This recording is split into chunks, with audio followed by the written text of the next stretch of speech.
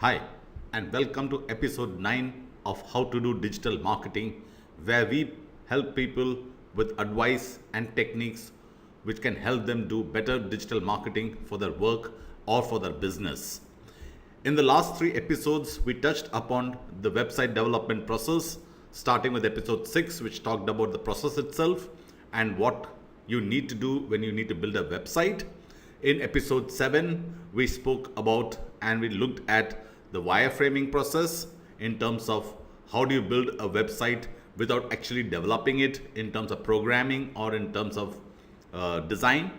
Essentially, look at it from an architecture perspective.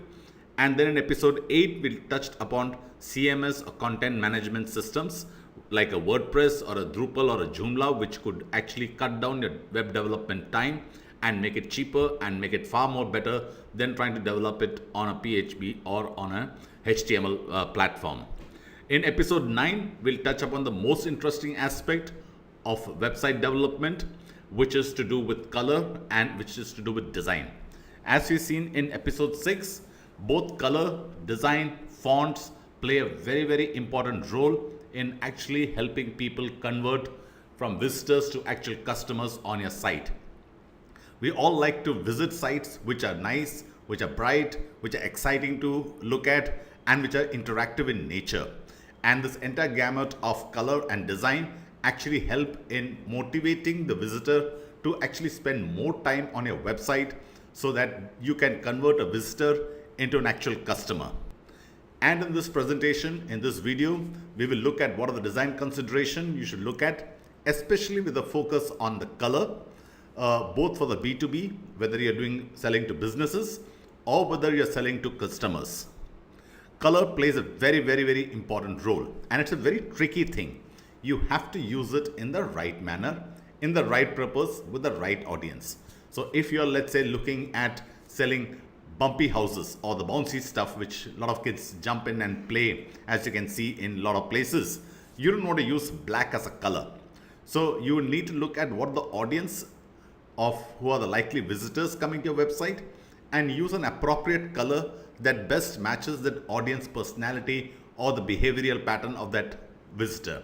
So therefore, if you're looking at a senior citizens, you're looking at a young kid, if you're looking at a teenager, a man, a woman, color plays a very, very important role in actually defining the personality of your brand or of your company on the website. As we keep pointing out in episode 6 and in episode 7, your first and primary digital asset on the internet is your website. That is the face of your brand. That is the face of your company. And you need to spend sufficient time in actually defining this digital asset. And because if you get it wrong, you're likely to impact your entire customer base on the internet. So therefore, you need to play a lot of time or spend a sufficient time in actually brainstorming and deciding what is the right color mix that you need to put on your website. If you're selling to product to women, as we'll see down the presentation, you shouldn't be using brown or orange as a color. So depending on what a product category is, color will also play a very, very important role. So if you're an environmental friendly company, if you're selling organic stuff, using a lot of green makes a lot of sense. However, if you're a luxury brand and extremely expensive brand, black is a great color to use. Again, you need to bear in mind the cultural sensitivities of the country or the user you're targeting. Black is not considered a good color in many cultures. Similarly, orange is considered has a different cultural connotations. So color plays in different geographies, in different cultures. It plays a very, very significant role. So let's look at some of the color tips that will improve your conversions. At the end of the day, why are we building a website? We are building a website not just to give information, but actually to convert the visitors who come to our website into actual paying customers or people who will become our customers either now or in the near future. So let's look at some of the color tips that can actually help you improve your conversions. One of the first primary things is a study which we have recently done, which actually shows that if it's a woman focused website, you should ideally try to avoid colors like gray, orange, and brown. The colors that women typically tend to prefer is blue, and followed by purple, and then lastly green. Again, in terms of men, blue is the most preferred color. Then it is, you have got colors like green, which is very well preferred. And so these are some of the colors that people like seeing. And if you look at it, both men and women, blue is correspondingly across the board the most favorite color. And if you're looking at men, the colors that I mentioned about other than blue are green and black. So the colors that you need to stay away from, if you're targeting men as a primary audience who are going to visit your website, the colors you need to stay away from are purple, orange, and brown. The colors blue, green, and black are traditionally associated with male or male personalities. And please remember, brown is not a good color for men. If you look at blue as a color, you'll see some of the biggest brands on the internet tend to use blue as a basic color on their website. So for instance, Facebook uses blue, so does PayPal.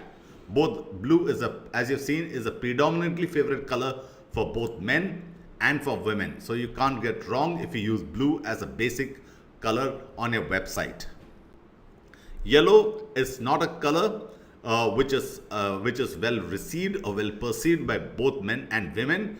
It is largely perceived as a warning signal. So things like traffic signs, wet flow signs, you typically tend to see yellow being used as a primary base color. So if you're trying to create something on your website to attract people, would not recommend yellow. However, again, depending if you want to give kind of some warning signals, some kind of threat signals, you could use yellow as a color to actually reinforce the already existing preconceived notions that yellow is equal to warning. Like I mentioned earlier, green is great if you're running an environmental or an outdoor products company. And it's a very intuitive color. People connect instantly with green, with nature. So therefore, if your product categories are anything to do with organic, anything to do with nature, anything to do with environment, you can't go wrong by using green as a base primary color. Orange is a great fun color. It can create a sense of haste and a sense of impulse. So if you look at our particular site, we use a lot of orange in our site because we believe that digital marketing is great, it's fun to do, it's interactive, it's exciting, it is the future, it is the present also. And therefore we like to use yellow as a color to denote the fun and the interactivity of this medium that lends itself to marketing. And orange can also stimulate a lot of physical activity. It can stimulate confidence. It can stimulate competition. These are the three what is called as phrases that people tend to subconsciously believe in or subconsciously perceive in. So orange is a fun color. You can use it across product categories. You can use it across product services. Black, as I mentioned before, it is very, very strongly associated with luxury and value. So some of the world's biggest brands, if you look at it, they would have a very dark, blackish tonality to the entire website. Please remember, because this audience is across the world, black is in some cultures considered luxury, but in some culture it's considered not a very good thing to have. For instance, in the Indian culture, black is considered in terms of death. So people would not use black as a color. But in the Western hemisphere, black is considered a luxury brand, which is great. It stands for elegance. It stands for sophistication. It stands for power. And black is generally seen in the West as a luxurious color. But in the Indian context, black is considered death. So people don't use black. One very important considerations which you need to look at is the kind of call to action button or CTA button. So CTA stands for call to action buttons. So please make sure that the call to action buttons on your website use bright primary colors. So you could use red, you could use green, you could use orange, you could use yellow. You typically try to avoid colors like black, dark gray, brown or purple, because these statistics have shown that these have far lower conversion rates. Now this, as you can see, is actually the purview of the UI UX designer. So the UI UX designer actually is somebody who understands color, who understands what are the conversions which typically take place with various colors. And the best thing that you can do when creating a website is actually to do what is called as A/B testing. So A/B testing is essentially putting out the same page with two different colors to see which page actually is giving you much better conversion. So you might have a page with, let's say, red as a base color, and you might have another page with yellow as a base color. You would put both the pages and target it to different audiences and see which audience is reacting more positively. And through this A/B testing, you can actually improve your visitor to conversion ratios. Because let's say if you've got 100 visitors coming for the red color and 10 converted, and you've got 100 visitors coming for the orange and you had 20 conversions, so you definitely know that orange is a color that more and more people are actually liking, and they're actually using it to convert into buying your product or buying your service or becoming a customer. Lastly, don't forget white. White is universally a favorite color, and you can see a lot of websites use a lot of white in terms of this thing. Google, for instance, is a great example, which has got nothing but white squares, white space all across, and it's a very powerful design feature. If you want to keep your site neutral, white is a great color to keep it absolutely neutral. So now let's take a look. Having understood the various colors, let's take a look at some of the free image and designing tools which you could use when you're creating a website for yourself. We all know typically that what we all do is typically we go to Google image search for images and use it. Please remember, all images carry a royalty. It is not a good practice to actually copy images from the internet and put it on your website. You may be lending yourself to a legal problem down the line. It's far simpler. I would suggest that in case you're using an image which is actually owned by somebody, please do make it a point to give the image credit to the actual person who has made this image or created this image.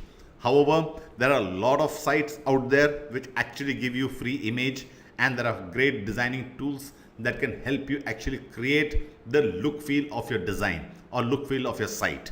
So let's look at what some of these tools are. There are some tools which are font based. Fonts are essentially the lettering which goes onto your site. So again, please remember, from a perspective of the look feel, the kind of lettering that you use on your website also has an impact on the imagery of your brand, imagery of your company, and also it helps in the improvement of the response levels. So several font sites. Google Fonts is there. It's a free site. It's a quick and easy way to find and add a lot of quality fonts, so you can look at it, you can type what text and see how does it display on the internet, how does it display on a web page. So you can say how does it look to you. There's other font sites called WhatFont. Then there's Adobe Color CC. There are links which I've given here which you can actually use to actually go to these websites and use any one of them. Most of them are free. There's a great site which I would recommend, which is called Icon Finder. Now all of us like to use nice looking icons to project a particular service or a particular product or a particular communication messaging that we want to talk about. So we always try to look for what is the right image or right icon that we could like to use. Icon Finder is a search engine specifically dedicated to searching for icons. There are over nearly 900,000 or nearly a million such icons. So you can use this, type in the keyword, and it'll throw out to you icons that you could possibly look at using for your website. It's a great, fantastic tool, and I would strongly recommend people using that. When it comes to vector images, there's Vector, which is vector.com, which is a free design app for web and desktops to create vector graphics for your website. If you're looking at dynamic images, Unsplash is a great site to look at. StockUp is again another search engine which aggregates the stock photos from 26 different free stock photo sites. So you really don't have to visit 26 different sites. This is a search engine which you simply type in the keyword they're looking for. It'll search on your behalf across 26 different sites and throw you the images that you could possibly look at downloading or using. Lost and Taken is a design blog that provides free texture images. Texture King is another texture image which can look at enhancing your design.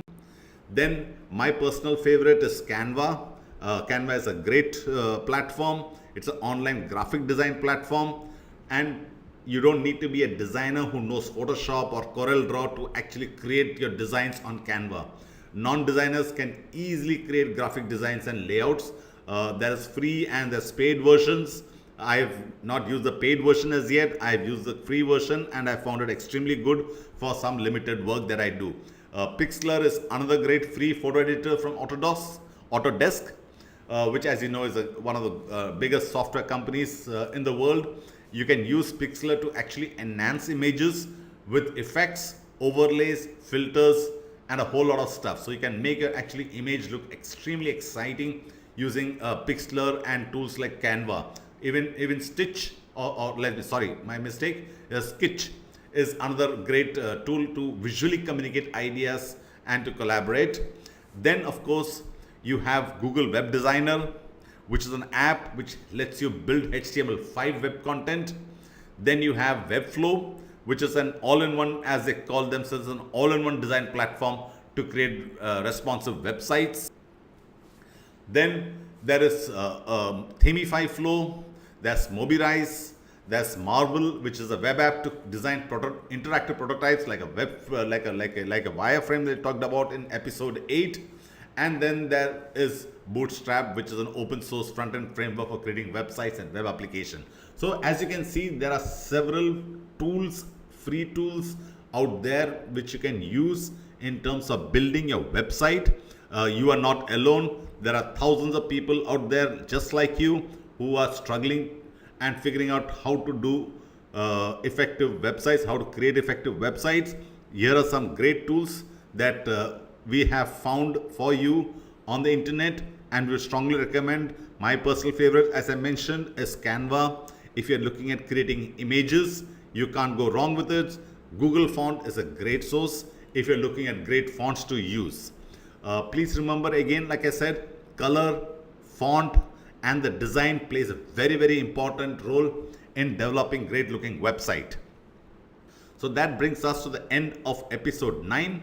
We'll come back to you with episode 10. Until then, if you want to find more resources, tips, guides, coaching programs, as well as courses on digital marketing, please visit www.howtododigitalmarketing.com. We would love to hear from you. If you like this video, please subscribe to our channel. Please share it with your friends. We are trying to build the community, and we can only do that with your help. Thank you, and until the next episode, bye-bye.